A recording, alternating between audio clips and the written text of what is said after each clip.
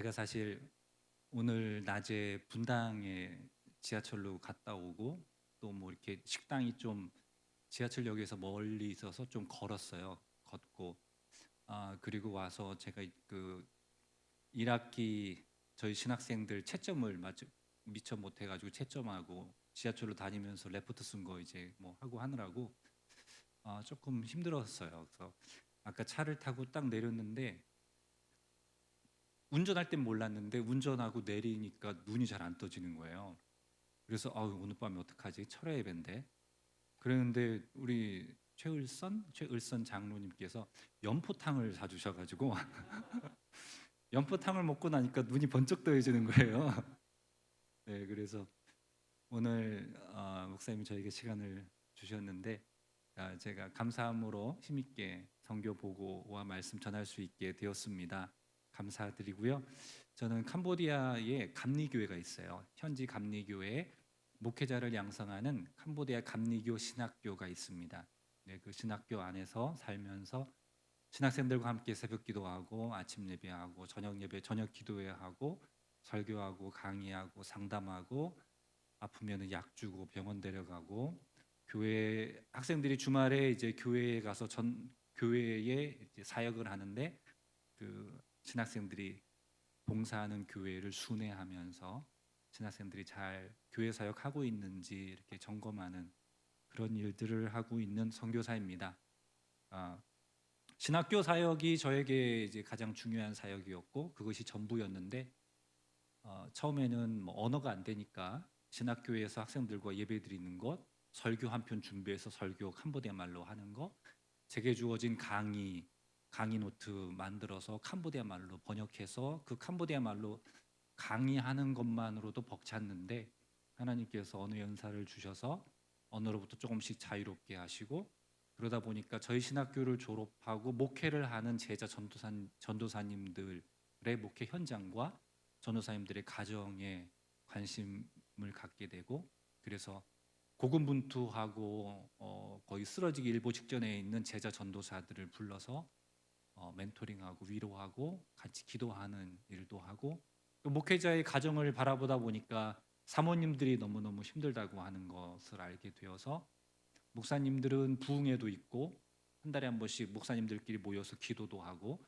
뭐 이런 기회가 많은데 본인이 소명받아서 신학교 갔는데 사모님들은 결혼할 때는 남편의 직장이 있었는데 결혼하고 보니 남편이 은혜 받아서 신학교를 가고 뭐 이렇게 전혀 사모의 소명도 없고 사모가 뭔지도 모르고 사모가 뭘 교회에서 뭘 해야 되는지 모르는 그런 사모님들이 어려운 목회자의 삶 속에서 지쳐 있고 그 사모님들이 쓰러지면서 결국 목회자 가정이 무너지고 목회를 그만두는 그런 모습들을 보면서 사모님들을 위한 세미나가 있어야 되겠다. 그래서 사모님들을 초청해서 함께 기도하고 간증을 나누고 맛있는 것도 먹고 이렇게 관광도 시켜드리고 하는 그런 사모 세미나도 하고 있고요. 그리고 청소년들 특별히 예수님을 알지 못하는 청소년들이 좀 많이 예수님을 알았으면 하는 바람으로 그 청소년들이 좋아하는 축구를 통해서 축구 대회 및 영성 집회 이렇게 해서 지금까지 대회를 해오고 있는 이제 그런 사역들을 위주로 하고 있습니다. 그래서 그런 사역을 담은 영상을 짧게 만들었는데 다른 교회에서는 제가 그런 얘기를 못할 것 같은데 목사님 통해서 우리 주안에 있는 교회는 성도님들이 대부분 4, 50대라고 그러시더라고요. 보니까 여기 60대가 없으신 것 같아요. 얼굴을 보니까 다 4, 50대신 것 같은데 그래서 이제 제가 좋아하고 제 아내가 특별히 좋아하는 가수의 찬양을 넣어가지고 이렇게 영상을 만들었습니다. 영상을 함께 보시고 제가 이어서 말씀을 나누도록 하겠습니다.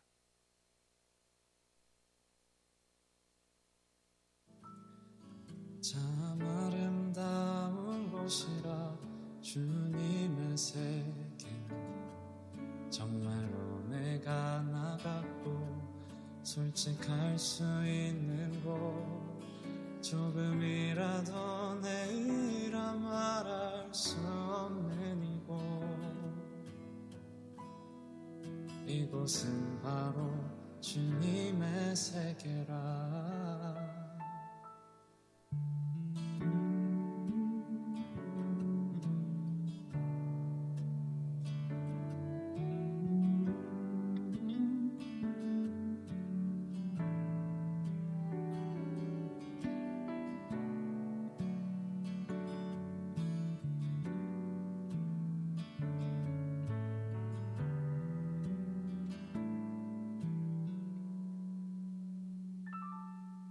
세상은 항상 말하네 그 길이 아니라고. 꼭 뛰고 온 길이 있는데 왜 힘들게 사냐고. 단순한 선택조차 내게 버겁기만 한고. 그래도 나는 주님만 따르리. 참 아름다워 주님의 세계는 저 솔로몬의 옷보다 더 고운 백합. 주 찬송하는 듯 저 맑은 새소리. 내 아버지의 지으신 그 솜씨 깊도다.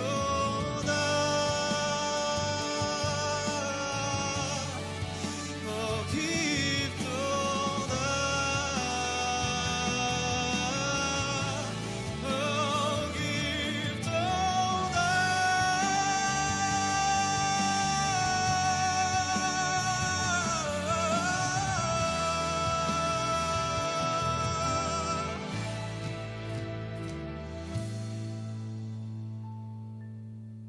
나는 계속 걸어갑니다. 숨없이 넘어져.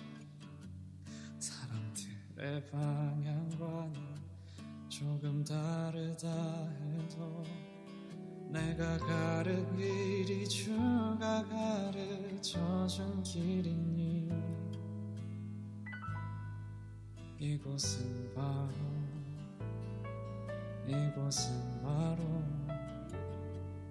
이곳은 바로 주님의 세계라.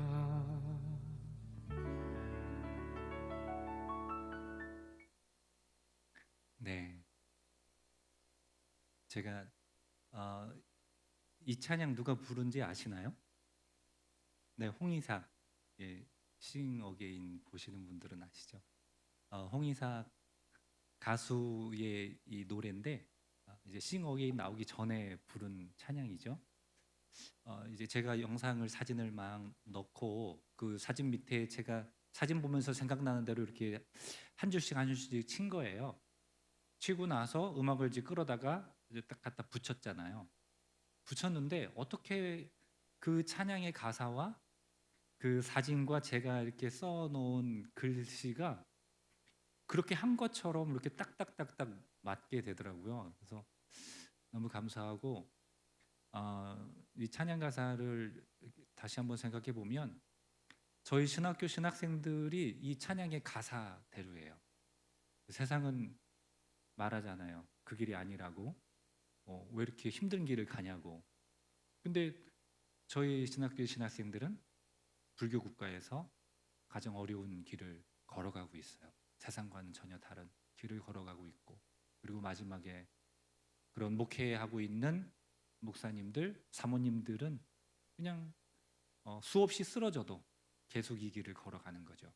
그렇게 걸어가는 캄보디아의 신학생들과 목회자들이 있습니다.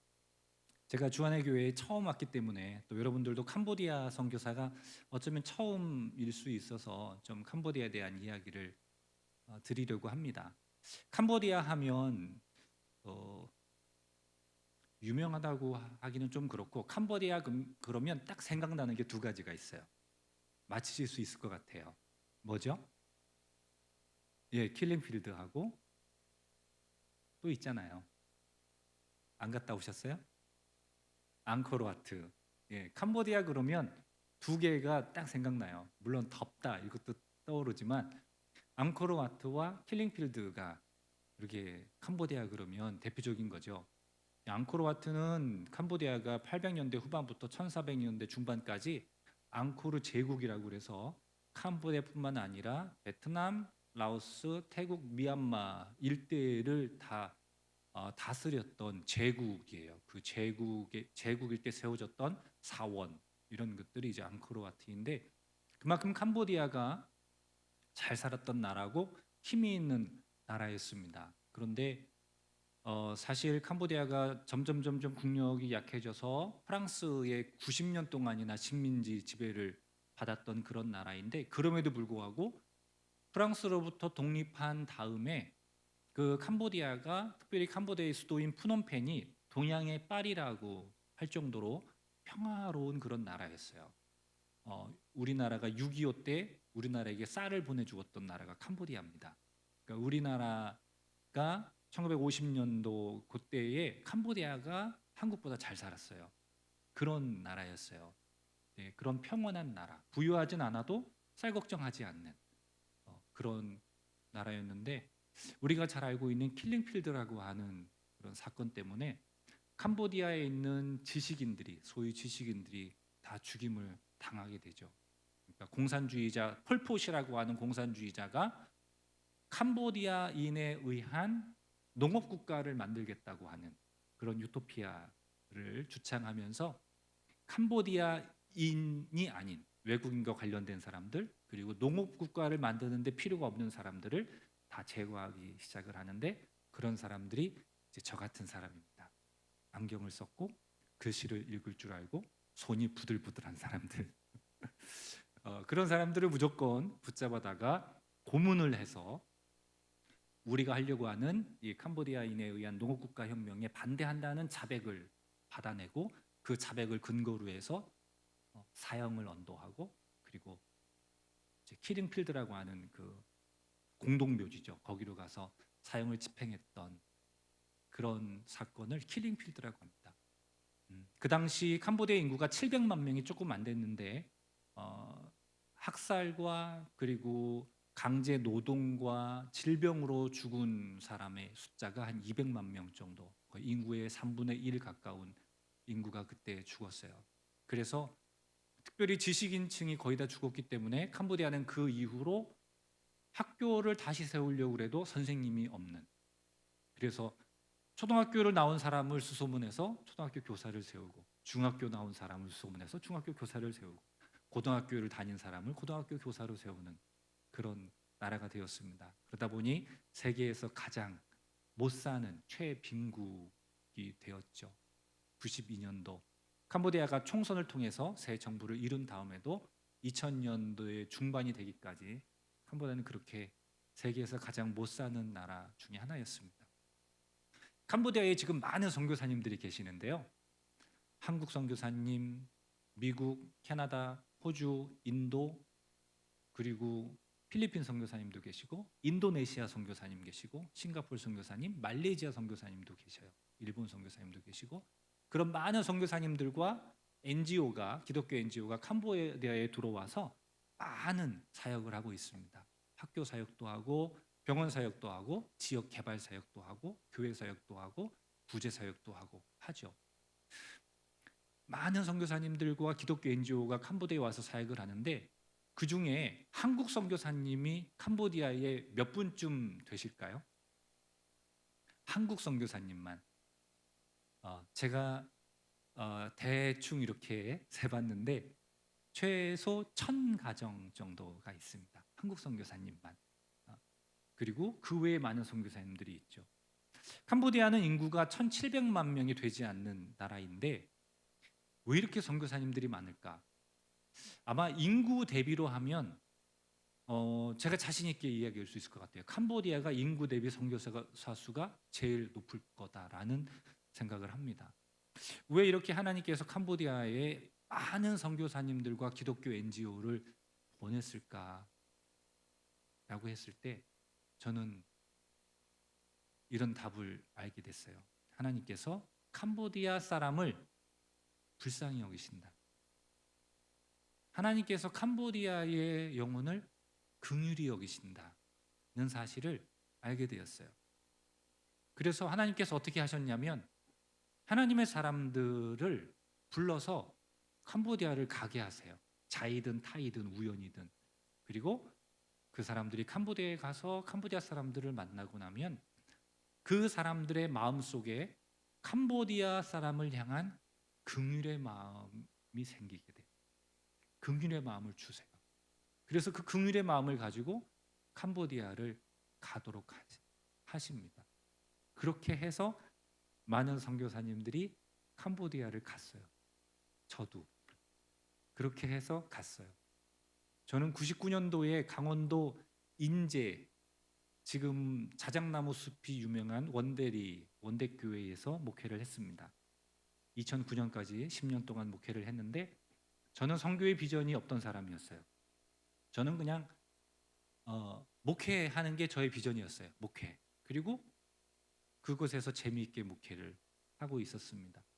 그런데 미국을 한번 잘못 갔다 오는 바람에, 미국을 공짜로 갔다 오는 바람에 캄보디아를 자비로 가야 되는 그런 프로그램이 있었어요.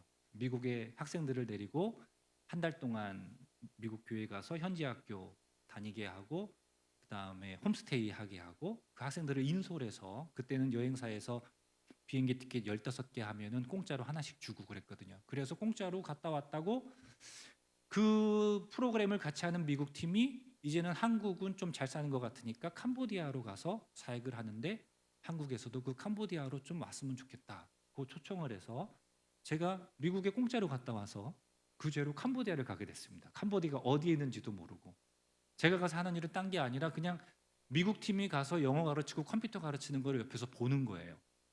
그런데 캄보디아 아이들이 한국 사람이 오니까, 그때가 2004년도였는데 한글을 가르쳐 달라는 겁니다. 한국 사람이 왔으니까. 그때 이제 한국이 막 인기가 있을 때였어요. 그래서 제가 한글을 가르쳤죠. 일주일 동안. 한글을 가르치는데 너무너무 아이들이 열심히 잘 따라하는 거예요. 하라는 대로 다 하고 숙제 내면 다 해오고 너무너무 예뻤어요. 그래서 제가 다시 오겠다. 영어를 잘못해갖고 I will be back 이랬어요.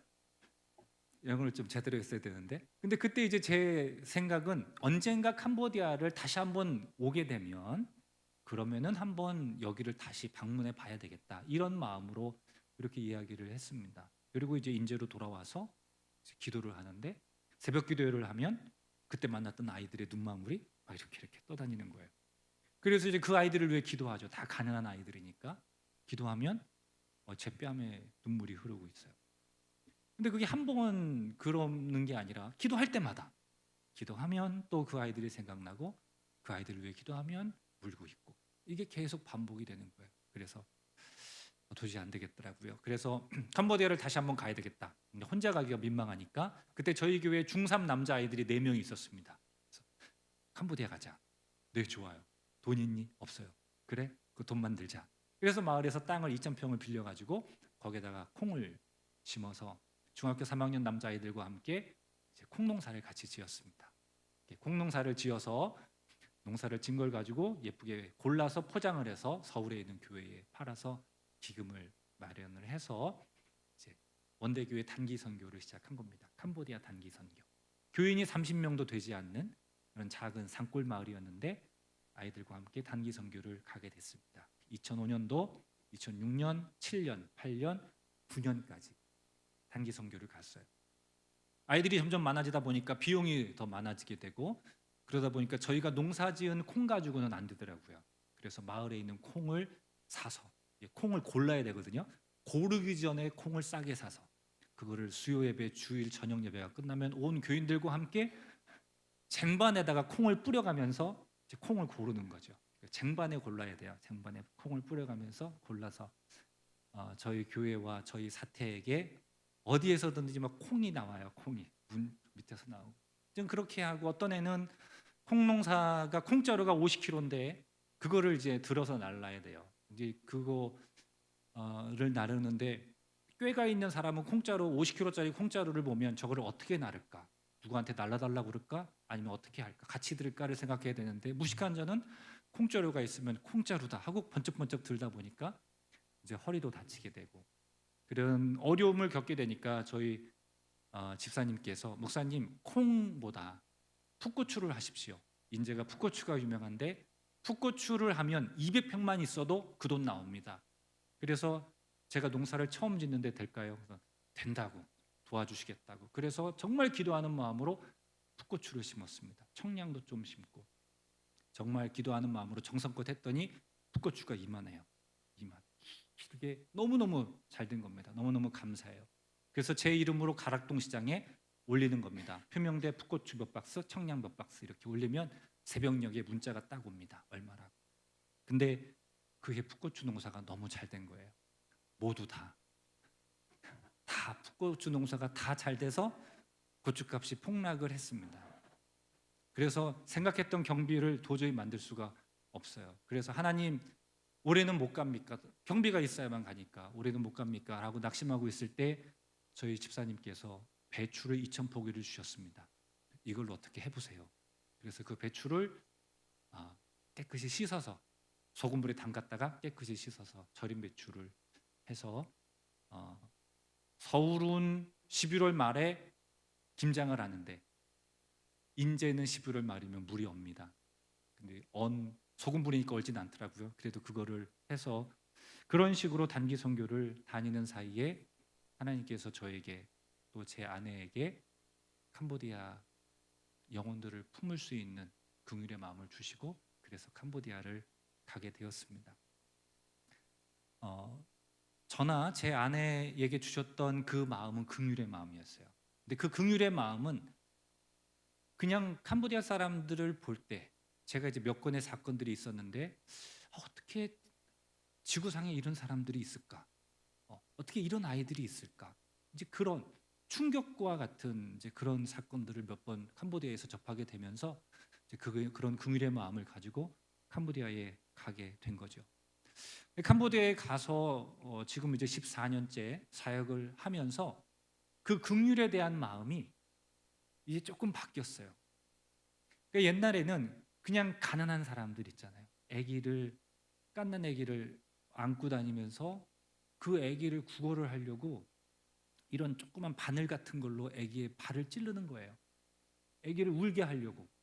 아기가 울어야 사람들이 관심을 갖고 불쌍하게 보이니까 아기의 발을 바늘로 찌르고 아기를 안고 다니면서 외국인들이 슈퍼에 들어가면 외국인 슈퍼에 쫓아 들어가서 아기에게 분유를 사달라고 막 이렇게 해서 그 외국인이 불쌍한 마음으로 분유 하나 사주면 외국인 지나가면 그 분유를 다시 되팔고 그런 식으로 살아가는 그 사람들, 시장에서 밥 먹고 남은 거를 6살도 되지 않은 아이가 그 손님들이 먹고 남은 음식을 자기 비닐봉지에 집어넣어서 자기 동생을 데리고 집으로 가는 그런 모습들을 보면서 어떤 그런 가난하게 인간답지 못하게 살아가는 그런 절대 빈곤에 있는 사람들에 대한 긍휼의 마음이 저희가 캄보디아를 처음 갈 때에 있었던 긍휼의 마음이었습니다. 그런데 시간이 이제 지났어요. 제가 캄보디아를 갔던 2011년도에 캄보디아 1인당 GDP가 600달러였습니다. 근데 지금 2,000달러가 넘었어요. 캄보디아에 공장이 생겼습니다.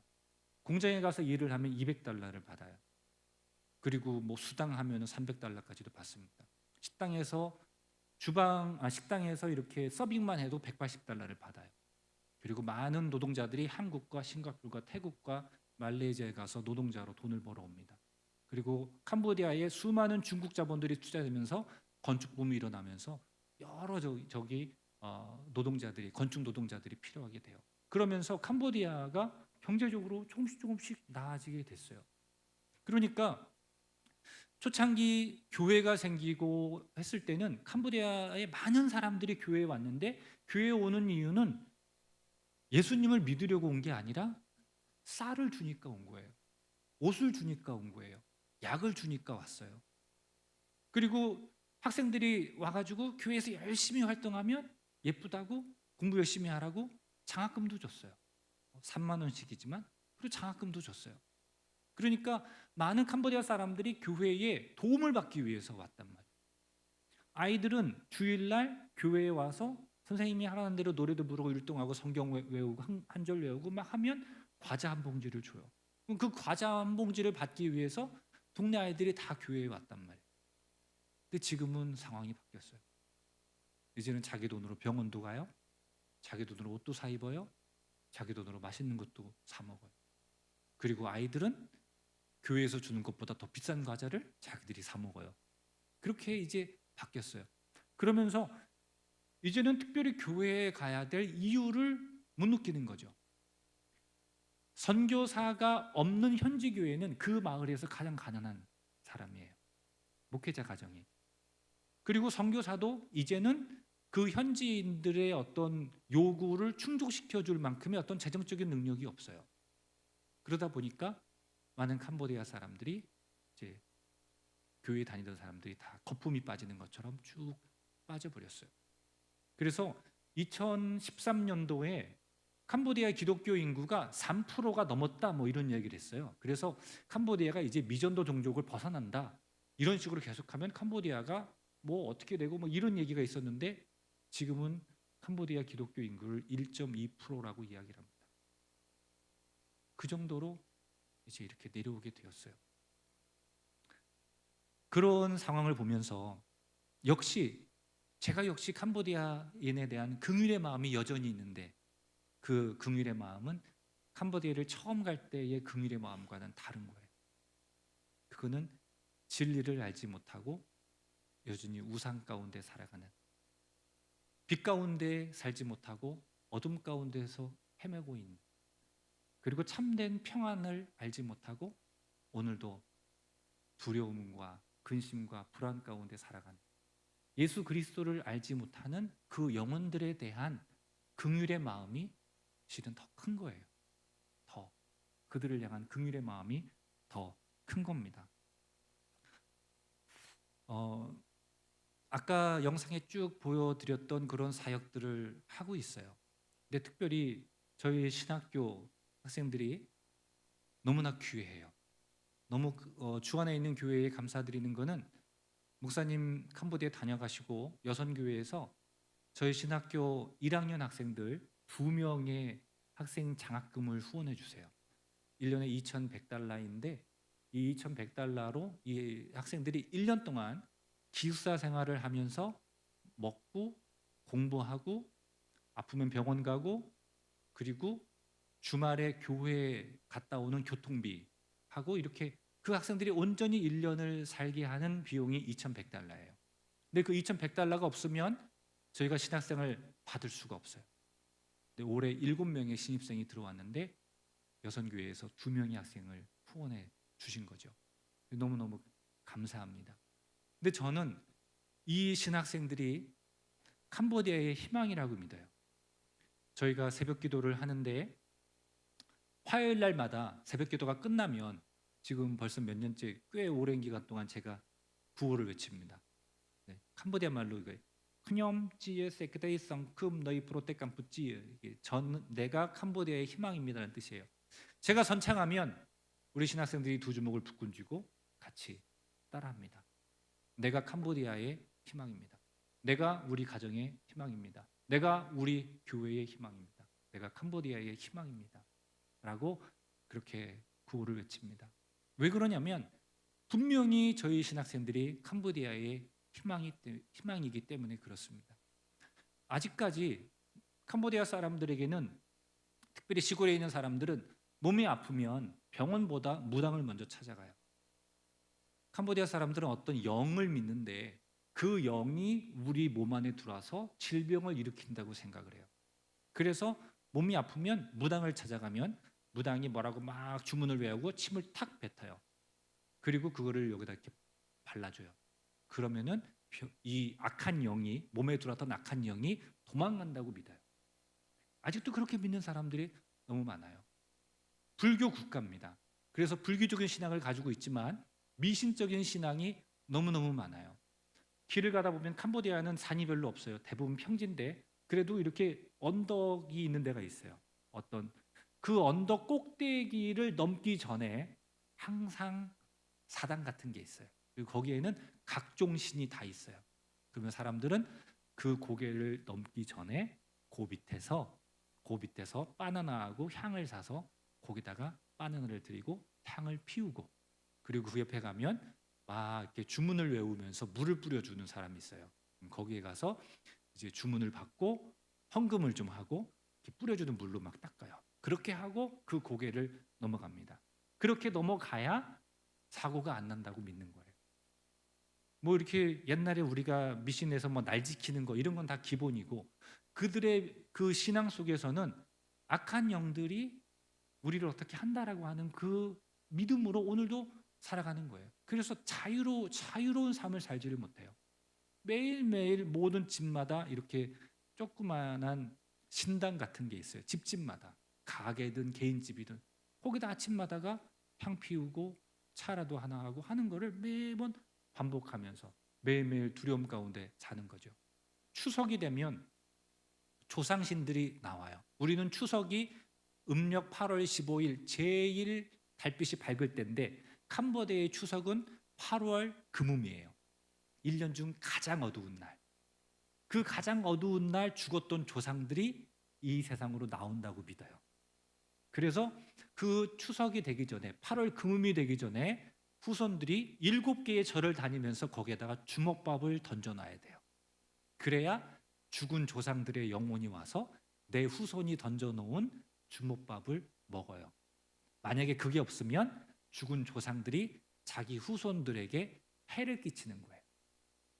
그런 믿음이 있어요. 그 믿음이 캄보디아의 아주 중요한 믿음이에요. 그런 믿음으로 살아가는 캄보디아 사람들이에요.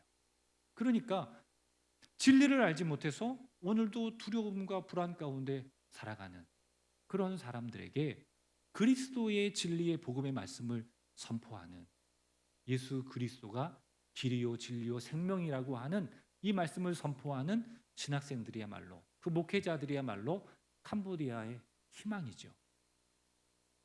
아까 시에라리온 말씀하시면서 마약이 많다고 했는데 캄보디아도 마약이 아주 심각합니다. 특별히 청소년 마약이 너무 심각해요. 근데 마약이 비싸지가 않아요. 저는 한 번도 본 적이 없는데 얘기를 들어보면 뭐 이렇게 얼음 같대요.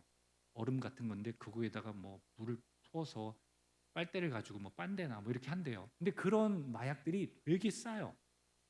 그러니까 마약도 비싸야 좀 품질이 좋을 거라는 생각은 저는 하는데, 싼 마약은 아무래도 품질이 안 좋지 않겠습니까? 근데 그런 저가의 싼 마약들이 캄보디아에 그렇게 많아요. 그리고 많은 청소년들이 그 마약을 하며 살아갑니다. 사회가 그래. 부모들은 알코올, 그리고 닭싸움, 그리고 도박, 특별히 카드, 뭐 이런 노름이 어디 가든지 남자고 여자고 어디 가든지 둘러서 그런 도박을 하는 나라. 배구가 국민적인 체육인데 배구도 왜 이렇게 열심히 하나 나중에 알고 보니까 다 돈 내기더라고요. 배구도 돈 내기. 그런 나라예요. 그리고 캄보디아의 이런 말씀은 좀 그런데, 엄마가 애가 셋이 있는데 아빠가 다 다른 경우. 왜냐하면 아빠가 만나서 눈이 맞아 먹고 아기를 낳는데 건축 일을 가요. 그러면 건축 일을 가면 출퇴근하는 게 아니라 그 건축 현장으로 가서 6개월을 사는 거예요. 그 건축 현장 옆에다가 움막을 짓고, 그렇게 나가서 살다 보면 밖에 나가 있다가 또 눈 맞아서 또 다른 사람 가고, 그럼 집에 안 와요. 그러면 아빠는 그렇게 없어진 거예요. 그러면 이 엄마는 또 있다가 또 어떤 남자를 만나서 또 아기를 낳고, 이렇게 가정이 깨진 가정들이 캄보디아에 얼마나 많은지 몰라요. 제가 주일 오후에 사역하고 있는, 말씀 전하고 있는 그 푸놈펜 덩가오라고 하는 쓰레기 매립지가 있어요. 그 쓰레기 매립지 교회에 보면 거기는 집이 제대로 된 집이 없어요. 그냥 이렇게 다 움막이에요. 그러다 보니까 사생활이 보장되는 데가 별로 없어요. 그러니까 성폭력도 많고, 그리고 16살 된 아이들이 쉽게 또 아기를 낳고, 뭐 이런 환경, 제대로 된 가정이 좀 이루어지지 않는 곳이 너무나 많은 거예요. 그리고 본인들이, 엄마 아빠들이 어려서부터 제대로 된 교육과 부모의 사랑을 받고 자라지 못해서 엄마 아빠들도 안에 결핍이 있고, 그리고 그 안에 분노가 있어요. 그래서 아이들이 잘못할 때 조용한 말로 잘 타이르기보다는 내 안에 있는 분노가 표출돼서 아기를 정말 그렇게 때리는 엄마를 저는 캄보디아에서 봤어요. 정말 엄마 맞아? 라는 생각이 들 정도로 자기 아기를 그렇게 때리는 거예요, 손으로. 그렇게 폭력과 폭언 가운데 자라는 아이들, 다 상처, 아빠로부터 상처, 엄마로부터 상처, 그런 결핍으로 자라난 아이들이 살아가는 나라가 캄보디아입니다. 그런 아이들에게 정말 예수 그리스도의 그 사랑, 그거를 알게 해주는 신학생, 목회자들이야말로 캄보디아의 희망이라고 저는 그렇게 생각을 합니다. 캄보디아에 참된 교회가 세워지기를 저는 기도하고 있습니다. 선교의 목표가 무엇이냐고 물을 때 빠지지 않고 나오는 것이, 선교는 예배가 없는 곳에 예배를 세우는 것이다라고 합니다. 캄보디아, 하나님을 향한 예배가 없는 그 땅에 하나님을 향한 예배가 세워지도록 하는 것이 저의 목표입니다. 제가 캄보디아를 갈 때 냉장고에 붙이는 그 기도 제목 자석에 써놓은 글이 그거예요. 유혹과 핍박에도 쓰러지지 않는 자생력 있는 예배 공동체를 세우러 갑니다. 그게 저의 선교 목표입니다. 유혹과 핍박에도 쓰러지지 않는 자생력 있는 예배 공동체를 세우러 갑니다. 현지인들의 예배 공동체, 그런 예배 공동체를 세우는 것이, 그 예배 공동체에서 하나님을 향한 예배를 드리게 하는 것이, 그것이 저의 선교 비전이고, 제가 처음 가졌던 현지 교회 사역, 센터 사역과 다르게 하나님은 신학교 사역으로 부르셔서 그런 예배 공동체를 온전히 세우고 이끌어갈 수 있는 목회자를 양성하는 일에 저를 사용하셔서 지금까지 그렇게 신학생들을 가르치고 신학생들을 영적 훈련시키는 일을 해왔습니다. 그리고 목회자 가정과 특별히 사모님들을 위로하고 사모님들을 세우는 일을 했고, 그리고 많은 청소년들이 축구를 통해서 예수 그리스도를 알 수 있도록 하는 일을 해왔습니다. 그런데 바라는 건 뭐냐면, 그냥 그 사람들이 정말 하나님을 온전히 예배 드리도록 하는 것인데, 어떻게 하면 현지인들이 정말 하나님께 진정한 예배, 하나님이 기뻐하실 만한 예배를 드리게 할까라고 생각을 할 때 오늘 시편 103편의 말씀이 이렇게 떠올랐어요. 시편 103편의 말씀을 쭉 읽는 중에 거기에 대한 답을 제가 알게 됐는데, 시편 104편 다윗의 시인데 1절, 2절과 20, 21, 22절에 다윗이 여호와를 송축하라라고 하는 말을 7번이나 하고 있어요. 하나님을 찬양하라는 말을 7번이나 하는데, 그 하나님을 찬양해야 되는 이유에 대해서 2절에 은택이라고, 하나님의 은택 때문이라고 하는데, 그게 하나님의 은혜이죠. 하나님이 나에게 해주신, 하나님께서 나에게 유익하게 해주신 것들. 근데 그 하나님께서 나에게 주신 은혜를, 특별히 다윗은 어떤 은혜를 이야기하고 있냐면 내 죄를 용서해 주신 은혜를 이야기하고 있어요. 하나님이 내 죄를 용서해 주신 그 은혜, 그 은혜로 말미암아 하나님을 찬양하라고 이야기하고 있습니다. 10절의 말씀을 읽으면서 제가 정말 많이 찔렸는데, 우리의 죄를 따라 우리를 처벌하지는 아니하시며 우리의 죄악을 따라 우리에게 그대로 갚지는 아니하셨으니. 이 말씀을 읽는데 정말 이 말씀을 읽으면서 하나님 정말 감사합니다, 고백이 됐어요. 정말 하나님이 내가 지은 죄를 따라서 나를 처벌했다면, 정말 하나님께서 내가 죄를 지은 대로 나에게 갚아주셨다면 나는 어떻게 됐을까? 이런 생각을 해보니까 너무 끔찍한 거예요. 하나님께서 정말 내가 죄를 지은 대로 나를 처벌하지 아니하시고 내가 죄를 지은 대로 나에게 그대로 갚지 아니하셔서 내 죄를 용서해 주셔서, 그것이 얼마나 감사한지, 동이서에서 먼 것 같이 하나님이 내 죄를 옮겨주셨어요. 그리고 내 죄를 잊어주셨어요. 그 구속의 은혜가 너무나 큰 거죠. 그 구속의 은혜가 너무 크니까 그 은혜 때문에 하나님께 감사드리며 하나님을 찬양하고 하나님을 예배 드리는 거죠. 현지 교회가 자립하기가 쉽지 않아요. 경제적인 자립은 아마 도시에 있는 몇몇 교회를 제외하고는 안 될 것 같아요. 캄보디아도 젊은이들은 다 공장이 있는 도시로 다 갔어요. 노동자로 가든지 건축 노동자로 가든지 공장을 가든지. 시골에는 젊은 사람들이 없어요.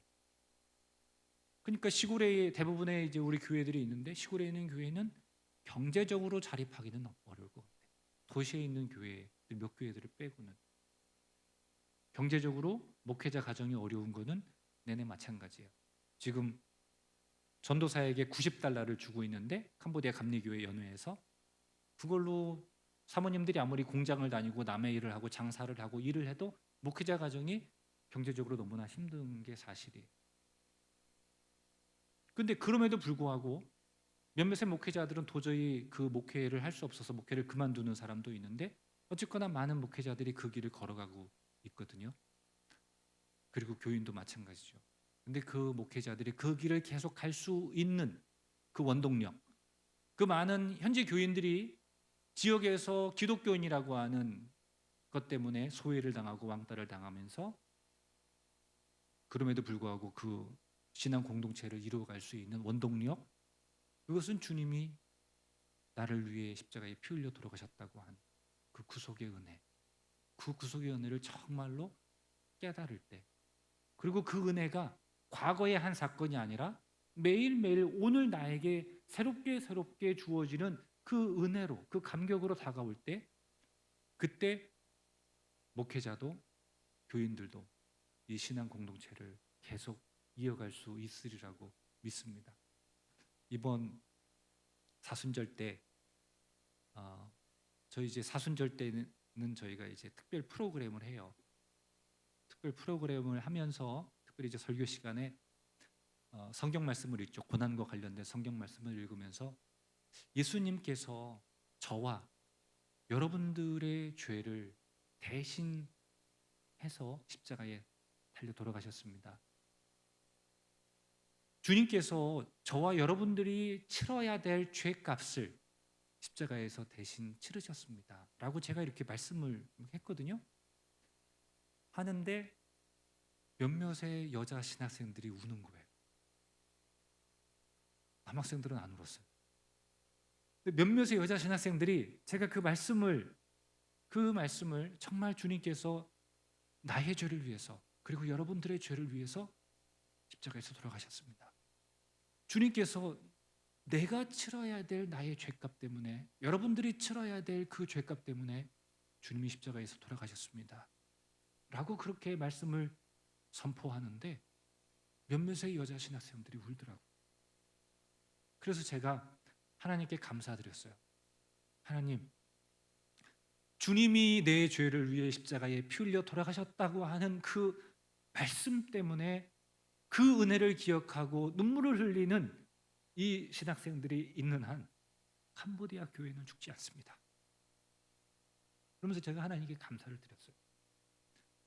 그 은혜를 잊지 않고 그 은혜 때문에 하나님께 감사하며 눈물을 흘리는 신학생, 목회자, 교인들이 있다면, 아무리 경제적으로 힘들고 어려워도, 아무리 이웃으로부터 매국노라는 소리를 들으면서, 아니면 너 교회 다니니까 너 고아니, 이런 소리를 들으면서도 그런 믿음을 갖는 사람들이 있는 한 그 교회는 예배가 끊기지 않을 것이다. 그 교회에서는 여전히 하나님을 향한 찬양과 예배가 드려질 것이고, 그리고 하나님은 그 예배를 기쁘게 받으실 것이다 라고 하는 믿음이 생겼어요. 그러면서 바로 이거구나. 현지 교회를 자생하기 위해서, 현지 교회를 자립하기 위해서 우리가 목회자가 돼지를 키워라, 닭을 키워라, 카페를 해라, 아니면 이중직을 해라, 뭐 여러 가지 전략을 세우고 뭐 이렇게 교육도 시키고 하지만 번번이 실패를 하는 거예요. 돼지 키운다고 해서 돼지 사주면은 다 말아먹고, 농사를 짓는다고 해서 땅 사주면은 다 말아먹고, 오리 키운다고 해서 오리를 1,500마리를 사줬더니 뭐 다 실패했어요. 다 실패해요. 장사한다고 그러면, 장사가 잘 되면 목회를 등한시하고, 목회를 하면서 장사를 하다 보면 장사 다 망해요. 그런 목회자들의 어떤 그런 자립을 위한 어떤 경제적인 서포트도 해야 되겠지만 어쨌거나 캄보디아 교회가 살 수 있는 방법은 하나님이 나를 위해 빌려 돌아가신 그 구속의 은혜를 잊지 않는 것, 그 감격이 날마다 우리에게 새롭게 다가오는 그 은혜를 구하는 일, 그리고 그런 은혜를 누릴 수 있도록 성령께서 날마다 그들과 함께 하시도록 우리가 간구하는 일, 그 길밖에 없구나라고 하는 답을 누리게 되었습니다.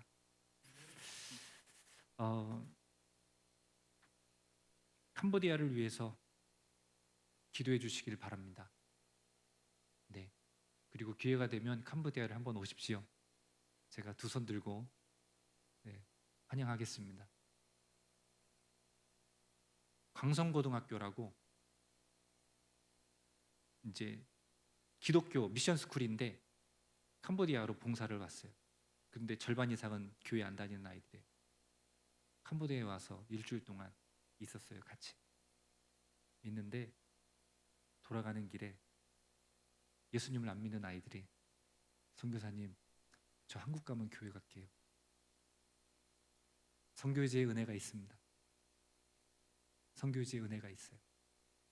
그 선교지에서 뭐 가난하고 불쌍한 아이들 이런 게 아니라 그렇게 어려운 환경 속에서도 믿음을 지켜나가는 그 그리스도인들, 우리 믿음의 형제들, 그렇게 어려운 환경 속에서도 공부하고 있는 우리 신학생들, 그리고 우리 목회자들, 그들과 함께하는 시간이 여러분들에게 큰 은혜가 될 것입니다. 무슨 이유 때문에 세상은 아니라고 하는데 그 길을 걸어가고 있는지, 오늘 말씀처럼 내 죄 용서해 주신, 나 때문에 십자가 지신 주님의 그 은혜, 주님의 그 사랑, 그거 잊지 못해서 그 길 걸어가고 있는 우리 믿음의 형제들, 그 형제들과 함께하는 은혜가 여러분들에게 특별하리라고 믿습니다.